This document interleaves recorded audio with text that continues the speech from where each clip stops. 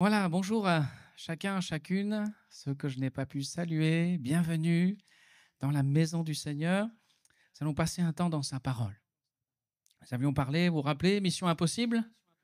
Vous l'avez acceptée? Formidable. On peut la continuer alors ce matin? Notre mission. Je vous raconte l'histoire d'un jeune homme. Il est né, on pourrait dire, avec une cuillère en argent. Il est né dans un confort, dans un luxe que certainement peu ont connu. Il est né dans un palais royal extraordinaire et peu de monde sont nés dans ce genre de situation. Et puis également, eh bien, il était sous la responsabilité d'un des plus grands personnages que cette terre ait porté. Mais le problème, c'est que dans le cœur de ce jeune homme, il y a un questionnement, il ne sait pas véritablement qui il est. Il ne sait pas véritablement son identité. Et voilà qu'il grandit et puis dans son cœur naissent des sentiments mauvais, des sentiments impurs, des sentiments qui le poussent un jour à tuer quelqu'un. Il devient meurtrier. Et à cause de ce meurtre, à cause de ce qu'il a fait, il est obligé de fuir son pays, de fuir sa maison, de fuir tous ceux qu'il aime, qu'il apprécie. Et puis, il va s'enfuir dans le désert. Et là, pendant des années, il va errer dans ce désert jusqu'à ce qu'un jour, Dieu l'appelle. Dieu l'appelle. Derrière un buisson ardent, et vous, je crois que vous commencez à comprendre de qui je parle, une voix retentit dans un buisson qui ne se consume pas, les flammes sont là, et une voix retentit, Moïse, Moïse, Dieu l'appelle. Et voilà que cet homme qui était un meurtrier, voilà que cet homme était en crise d'identité, voilà que cet homme va tout d'un coup devenir le sauveur de millions de personnes. Voilà tout d'un coup que cet homme va expérimenter et voir de ses propres yeux la mer s'ouvrir en deux. Il va voir une montagne brûler, entourée de flammes. Il va voir de l'eau sortir d'un rocher, il va voir une nourriture se produire chaque matin, descendre sur la terre, nourrir tout un peuple. Cet homme Moïse devient des pères de notre foi aujourd'hui, dans son parcours. Mais, toute cette vie nouvelle, tout ce qu'il va expérimenter, va commencer par une phrase dans sa vie. Et cette phrase, j'aimerais vous la donner ce matin. Vous pouvez ouvrir vos Bibles dans le livre de l'Exode au chapitre 3 et au verset 5. Exode chapitre 3 au verset 5. Voilà cette phrase qui doit rester dans nos cœurs ce matin, dans notre intelligence, dans notre mémoire. Lorsqu'il dit « Moïse, Moïse », Moïse répond « Me voici » et Dieu lui dit « N'approche pas, ôte tes souliers de tes pieds ». Exode chapitre 3, verset 5. « Car le lieu sur lequel tu te tiens est une terre sainte. Je suis le Dieu de ton père, le Dieu d'Abraham, le Dieu d'Isaac et le Dieu de Jacob. » Moïse se cacha le visage car il craignait de regarder Dieu. Avant que sa vie commence, pour prendre ce nouveau départ, cette phrase, « Le lieu sur lequel tu te tiens est un lieu saint. Là où tu marches, c'est une terre sainte. » Voilà cette réalité qui vient se poser dans la vie de Moïse avant qu'il démarre quoi que ce soit. Nous avons parlé de la sainteté et Moïse, il va lui demander d'enlever ses chaussures, ses souliers, comme pour lui dire, il va falloir que tu marches d'une nouvelle manière. Il va falloir que maintenant tu apprennes à marcher sur une terre qui est consacrée, qui est sainte. Ma présence est sainte. Mon nom est saint. Je suis et dans le ciel. Vous le savez, les anges ne disent pas amour, amour, amour. Ils ne disent pas paix, paix, paix. Mais les anges dans le ciel, dans l'Apocalypse, il nous est dit, ils proclament saint, saint. Saint est le Seigneur. Évidemment que Dieu nous aime. Évidemment. Mais la sainteté de Dieu, c'est quelque chose de tellement important. La semaine dernière, je vous exposais cela, que la sainteté, parfois nous la voyons comme un obstacle, comme quelque chose qui a tendance plutôt à venir et parce que ça va demander du renoncement, du sacrifice. C'est un questionnement, la sainteté de Dieu, ma sanctification que nous voulons sans cesse peut-être repousser et qui nous amène à bien des raisonnements, à nous justifier avec des arguments sur notre imperfection que parfois nous acceptons. Mais nous avons surtout évoqué les bienfaits de la sainteté, les bienfaits d'une vie de sanctification, une sanctification qui nous donne la paix et le repos, une sanctification qui produit la vie autour de nous, une sanctification qui est le meilleur moyen de servir Dieu. Ce matin, nous allons poursuivre la réflexion et parce que, effectivement, dans notre vie quotidienne, je crois que vous comme moi, oui, marcher dans la sainteté, c'est mission impossible. C'est mission impossible. Et nous pouvons fournir des efforts, nous pouvons essayer par nos propres forces, nous pouvons essayer par notre intelligence et nos raisonnements, mais parfois on se rend compte qu'il y a des choses où on se dit « tiens, j'y arrive un peu » et puis on retombe et sans cesse, eh bien, ce travail doit se poursuivre, se continuer. Nous essayons de changer notre comportement, notre caractère. Mais vous savez ce qu'on dit, hein, chasser le naturel, il revient au galop. Alors ce matin, j'aimerais d'abord vous dire que la marche dans la sanctification se fait en équipe. Dieu est pleinement investi, veut pleinement s'investir dans notre marche de sanctification. Dieu veut s'impliquer à 200, même je dirais à 300%, parce qu'il y a le Père, le Fils et le Saint-Esprit, dont le seul objectif est de nous rendre saints. Avant, je dirais, toute cette part que peut-être on n'entend plus aujourd'hui de puissance, de dons, de bénédictions matérielles ou autres, la première des choses que Dieu veut, et c'est écrit dans sa parole dans 1 Thessaloniciens au chapitre 4 et au verset 3, ce que Dieu veut, c'est votre sanctification. Ce que Dieu veut. Je ne sais pas si vous arrive de faire cette prière. « Oh Seigneur, j'aimerais tellement te servir. Seigneur, montre-moi ta volonté. Oh Seigneur, peut-être on est prêt à aller à l'autre bout du monde. Seigneur, tout ce que tu veux, je suis prêt pour toi. Je m'offre à toi, je me donne à toi. Dis-moi, Seigneur, comment je peux te servir dans ma journée, dans ma vie. » Eh bien, je vais te donner ce matin une clé. Ce que Dieu veut, c'est ta sanctification. C'est la première des choses qu'il veut. Qu'est-ce que tu attends de moi, Seigneur? Ce que j'attends de toi, c'est que tu marches dans la sainteté. Le Seigneur nous a absolument, il a tout mis en œuvre, de la création jusqu'à l'Apocalypse, pour que nous soyons saints.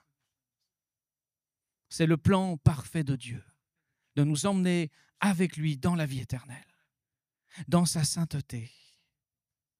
Je vous invite à prendre vos Bibles et on va lire 2 Pierre, chapitre 1, versets 3 et 4. Vous avez vos Bibles? C'est bien. Il y en a qui... Ouvrons-la un peu. Je sais qu'on a aujourd'hui la technique qui nous permet de faciliter notre recherche, mais ouvrons ensemble la parole de Dieu. 2 Pierre, chapitre 1, versets 3 et 4.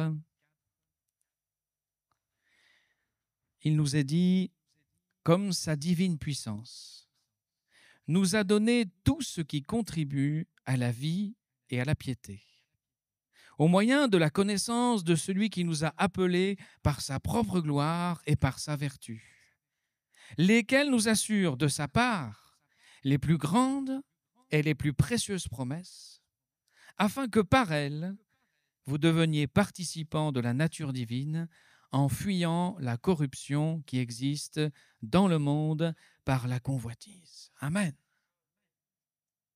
Sa divine puissance nous a donné tout ce qui contribue à la vie et à la piété. Dieu œuvre. Dieu nous donne tout ce qu'il faut, tous les éléments nécessaires. C'est sa part à lui pour nous amener à la sainteté. Pour que nous devenions héritiers des plus grandes et des plus précieuses promesses en vivant dans la sainteté, participant de la nature divine au travers d'une vie de sainteté. Un autre texte, Éphésiens chapitre 1, versets 3 à 4, là aussi vous pouvez le prendre. Éphésiens chapitre 1, versets 3 à 4.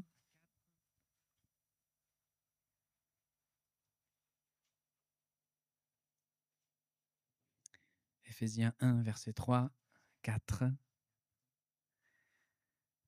Béni soit Dieu, le Père de notre Seigneur Jésus-Christ, qui nous a bénis de toutes sortes de bénédictions spirituelles dans les lieux célestes en Christ.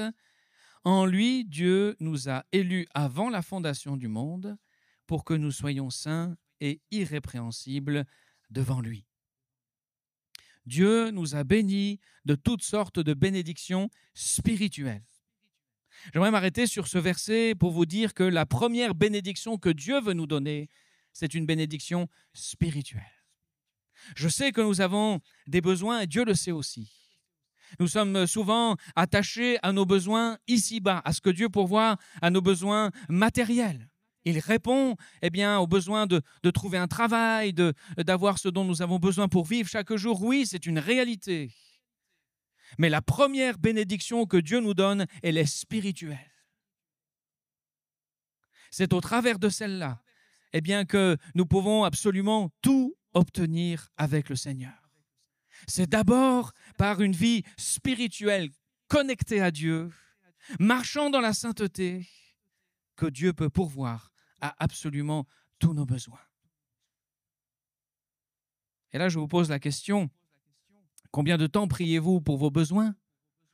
Je dirais ici-bas. Combien de temps passez-vous à prier pour vos besoins spirituels? Je vous laisse faire le pourcentage. Je vous laisse analyser. Cela vous donnera une indication. Il nous a bénis de toutes sortes de bénédictions spirituelles. Dieu veut d'abord s'occuper de ma vie spirituelle, de ma sainteté, de mon cœur, de la transformation de mon être intérieur qui va me rendre semblable à Christ. Et parfois, c'est vrai, la bénédiction spirituelle passe par l'épreuve, passe par la difficulté.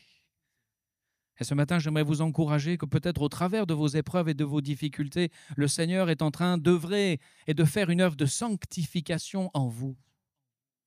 Parce que c'est une bénédiction spirituelle. Et souvent, c'est vrai que l'épreuve, ce n'est pas une bénédiction matérielle, on le sent bien. Hein, mais il veut nous bénir spirituellement, avant toute chose. N'oublions pas, comme nous l'a rappelé Elia, que Christ, le plus beau de ce qui nous a été donné, le plus beau, le plus grand des bienfaits, c'est sa vie pour nous sauver de nos péchés. Il est mort premièrement pour nos péchés. Donc voyez-vous, dans la marche de la sanctification, dans ce travail d'équipe, Dieu a déjà tout fait. Il a tout donné.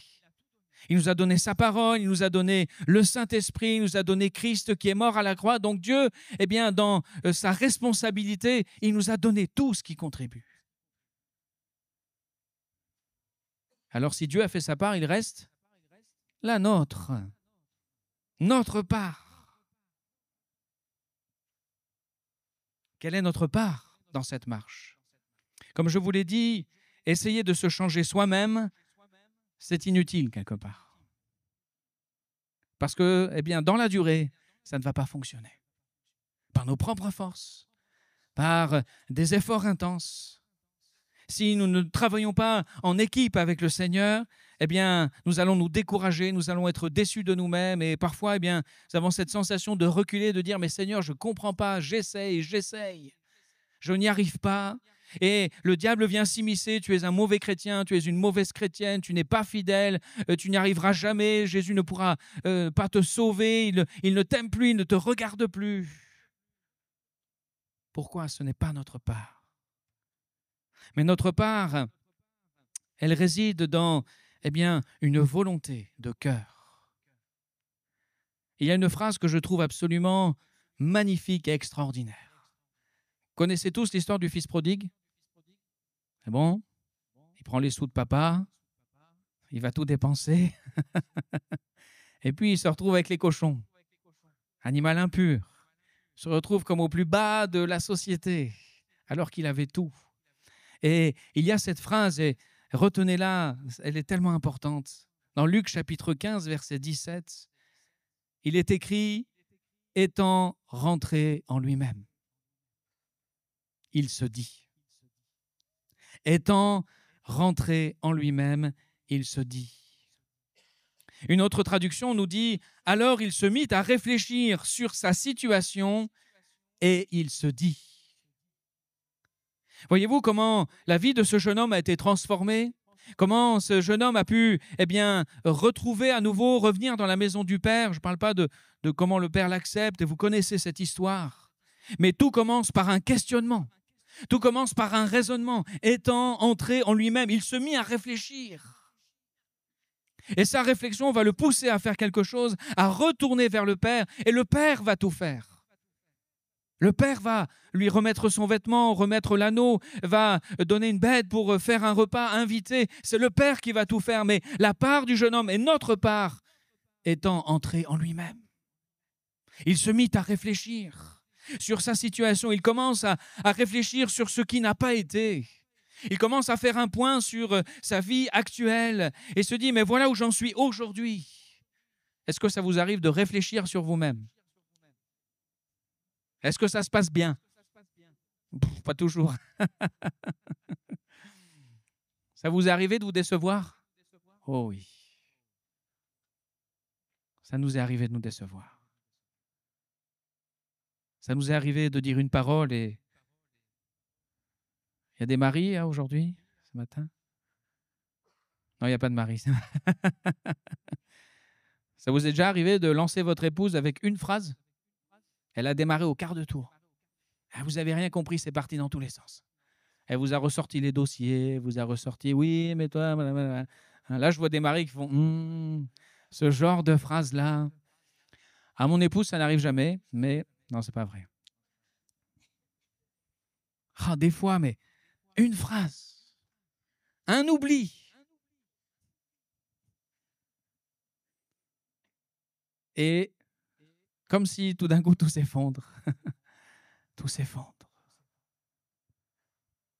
Étant entré en lui-même.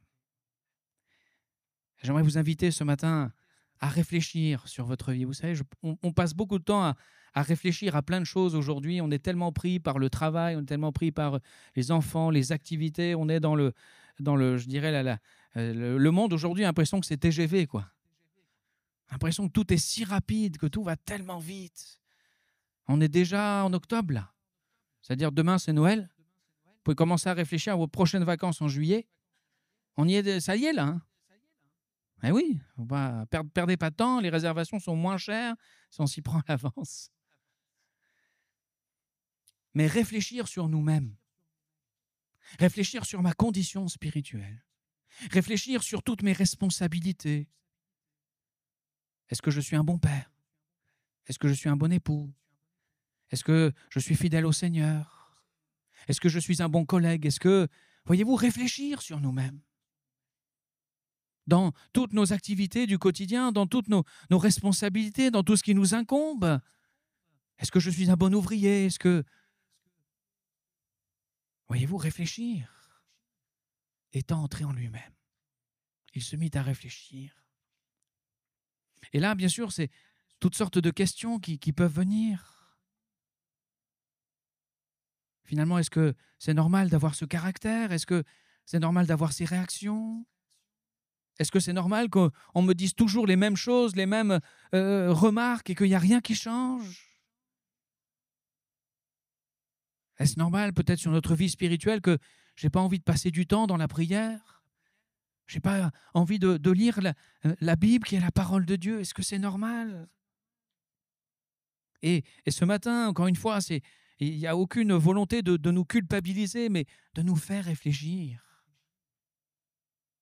Et de trouver les points qui manquent dans la sainteté, dans la marche avec Christ.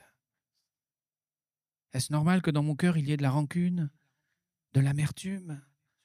Est-ce normal qu'il y ait en moi cette violence, cette colère, que je sois incapable de pardonner? Est-ce normal peut-être que mon épouse soit malheureuse, mon époux soit malheureux? Est-ce que j'arrive à transmettre la foi à mes enfants. Chaque partie de notre vie doit être questionnée, doit être remise en question. Est-ce que je suis un bon grand-père? Une bonne grand-mère? Il y en a des papis-mamies parmi nous, hein, ce matin, je sais. Ouais. Il y a des jeunes papis, puis il y a des jeunes papis. Attention. Questionne-toi sur ta famille. Est-ce que c'est normal? Pouvons interroger notre vie de service pour le royaume de Dieu. Est-ce normal que je n'ai rien à témoigner, que je n'ai rien à raconter de mes expériences avec le Seigneur?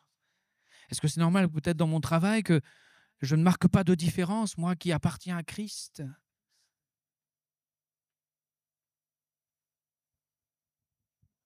Tout est à remettre en question finalement. Mais peut-être que aussi dans ces questionnements, il y a des choses, vous allez voir, vous dites, bah oui, il y a aussi des choses qu'on fait bien déjà. Il y a des choses où Dieu nous a fait progresser, alléluia. Des choses où Dieu nous a fait grandir. Il y a des choses que Dieu a rendues fidèles en nous. Et nous voyons aussi les étapes et ça nous encourage, mais il ne faut pas que le reste nous décourage, mais il faut que nous en fassions quelque chose. Pousser cette réflexion et me dire, finalement, eh bien, il ne faut pas que les choses restent ainsi. Vous savez, dans notre vie spirituelle, il n'y a rien de pire que la stagnation. Vous savez ce que ça fait de l'eau stagnante? Petite histoire.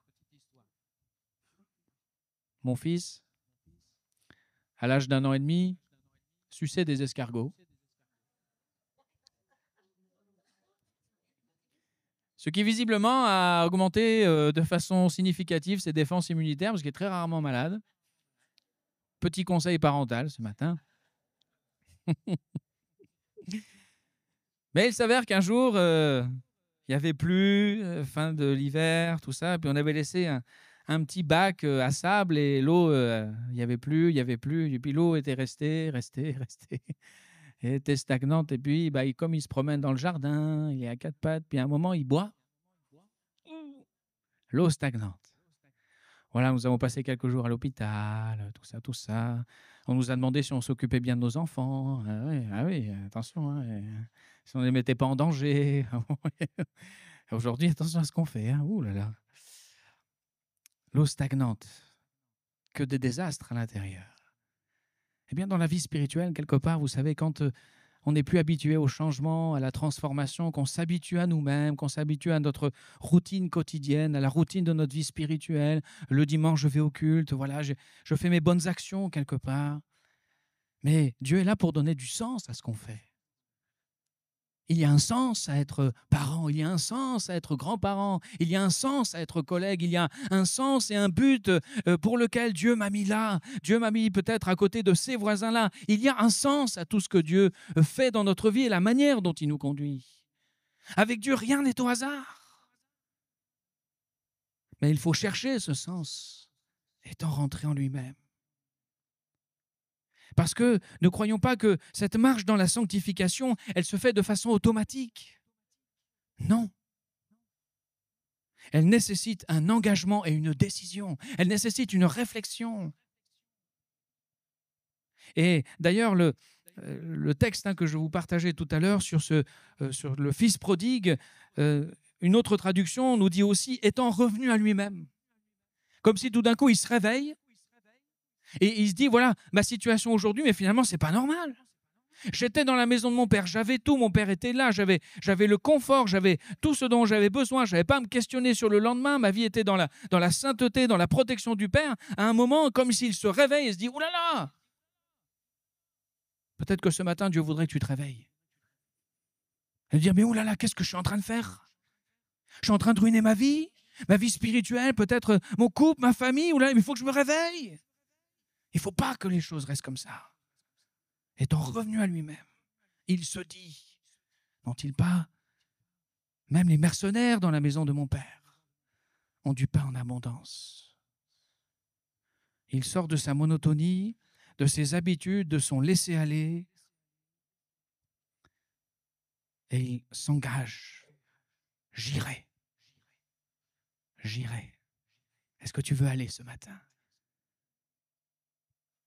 Prends le temps de réfléchir. Et vous savez, parfois, nous, pasteurs, des gens qui viennent nous dire, mais pasteur, je prie 5 minutes, je prie 10 minutes, après, je ne sais plus quoi dire au Seigneur.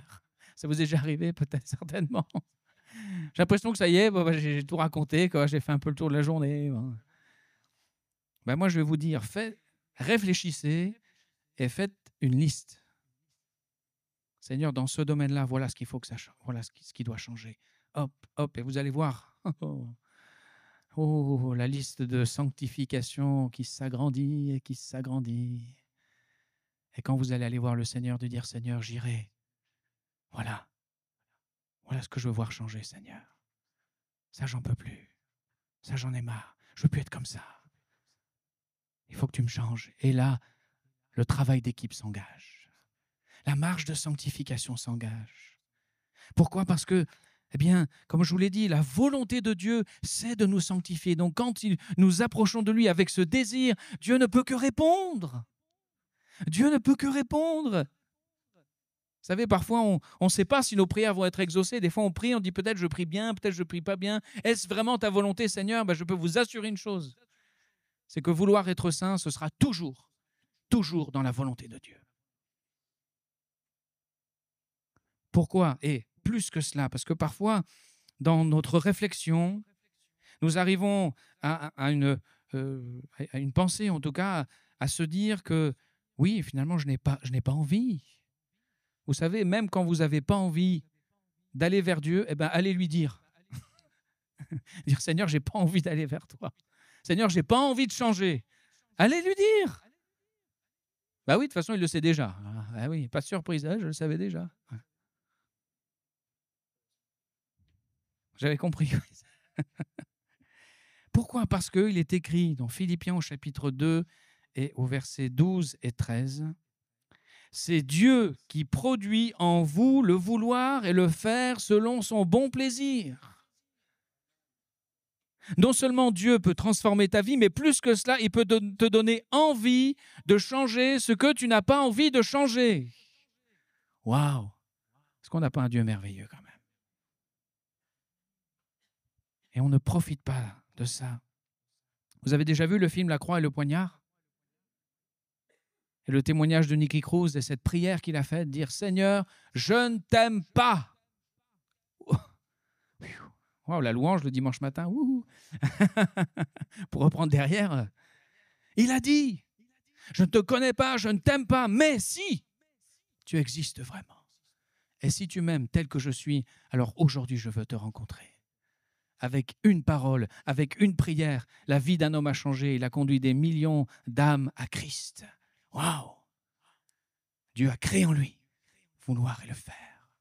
Dieu lui a donné de l'amour même pour lui-même. Vous savez que ça, c'est extraordinaire. Dieu est capable de mettre dans vos cœurs un amour pour que vous puissiez l'aimer. Je crois que si on avait ce pouvoir-là en tant qu'être humain, ça irait mieux. Hein, oh là là. D'un coup, vous mettez l'amour chez votre patron pour qu'il vous aime, et peut-être qu'il vous augmente, je ne sais pas. Bon, après, vous profiterez de déposer l'amour dans le cœur de quelqu'un. Aucun homme n'est capable de le faire. Mais Dieu peut le faire. Dieu peut mettre dans ton cœur un amour pour lui. Et peut-être pour ceux dont tu as besoin que ton amour soit renouvelé. Une prière, une réflexion peut tout changer. Pour marcher dans la sanctification, remets-toi en question. Vous la retenez celle-là ? On la répète ensemble ? Pour marcher dans la sanctification, remets-toi en question. Écoutez, j'ai encore bien des choses à dire, mais peut-être c'est bon de s'arrêter là ce matin. Prendre un moment de réflexion. Vous voulez bien qu'on le fasse ? Qu'on prenne le temps. Et il avait préparé quelques chants. Elia, je demandais à l'équipe de louanges de venir. Nous allons y aller par étapes. On continuera dimanche prochain, ne vous inquiétez pas. Mais si on n'a pas passé cette étape-là, on ne pourra pas aller plus loin. Il faut d'abord qu'on accepte de se remettre en question. Il faut qu'on accepte de réfléchir sur nous-mêmes. On va prendre un chant et j'aime bien quand on fait un appel, ou en tout cas qu'on engage une démarche. Ce matin, on engage une démarche. Il y a les frères aussi, ouais, pour la Sainte Seine, qui vont se préparer. Mais peut-être, sans faire un appel, vous inviter à venir, mais à votre place, pendant ce chant, vous levez simplement. Et peut-être que ce matin, dans votre réflexion, il y a une chose qui vient dans votre esprit.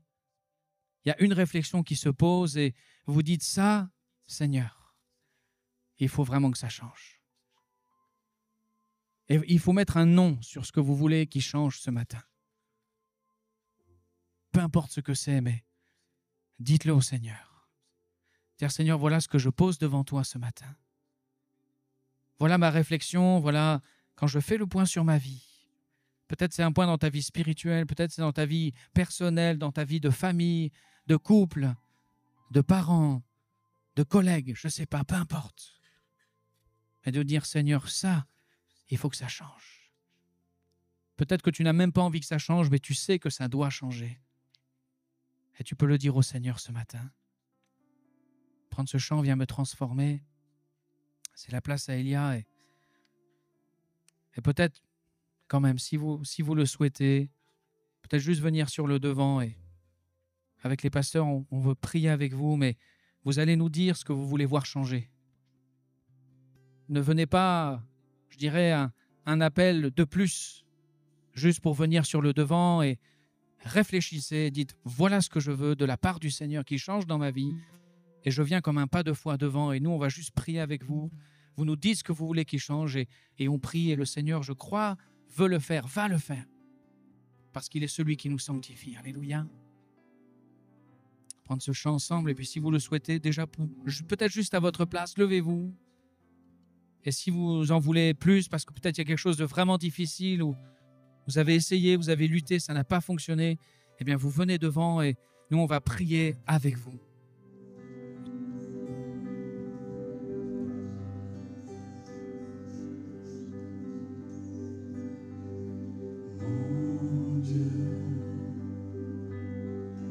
Tu règnes ici-bas, tu conduis mes pas, tu parles à mon âme.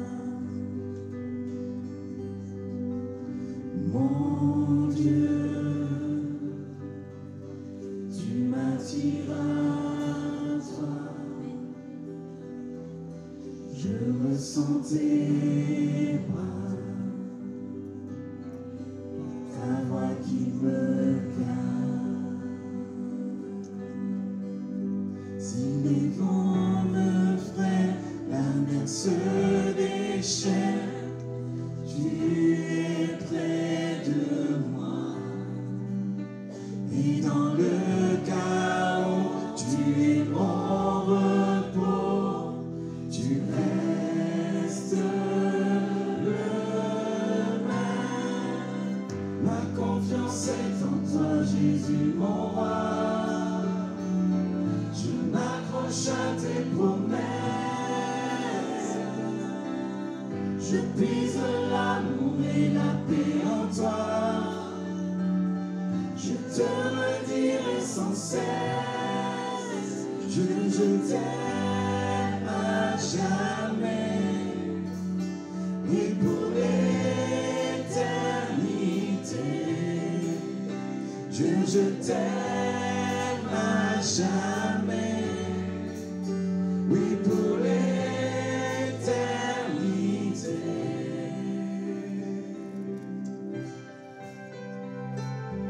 Mon cœur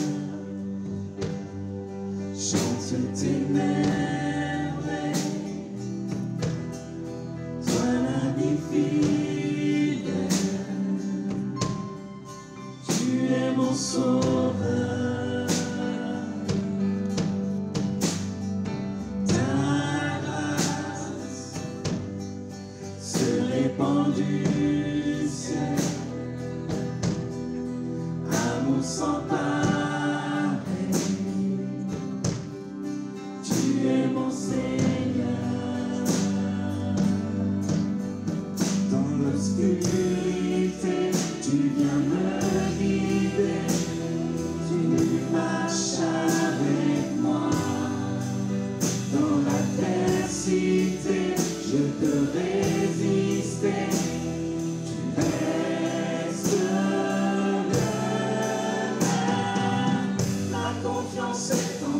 Jésus mon roi.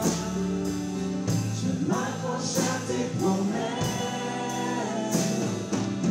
Je puise l'amour et la paix en toi. Je te redirai sans cesse. Ma confiance est en toi, Jésus mon roi. Je m'accroche à tes promesses. Je puise l'amour et la paix en toi. Je te redirai sans cesse. Dieu, je t'aime à jamais. Oui, pour l'éternité. Dieu, je t'aime à jamais. Oui, pour l'éternité. Dieu, je t'aime. Dieu, je t'aime à jamais. Oui, pour l'éternité. Dieu, je t'aime à jamais. Oui, pour l'éternité.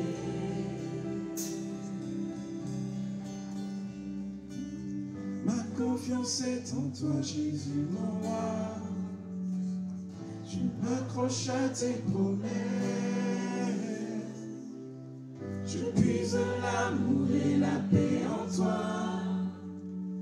Je te redirai sans cesse. Ma confiance est en toi, Jésus, mon roi. Je m'accroche à tes promesses.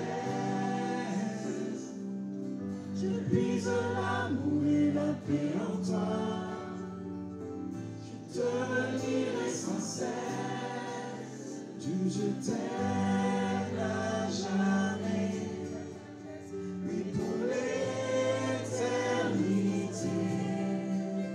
Dieu, je t'aime à jamais. Oui, pour l'éternité. Dieu, je t'aime à jamais. Oui, pour l'éternité. Dieu, je t'aime.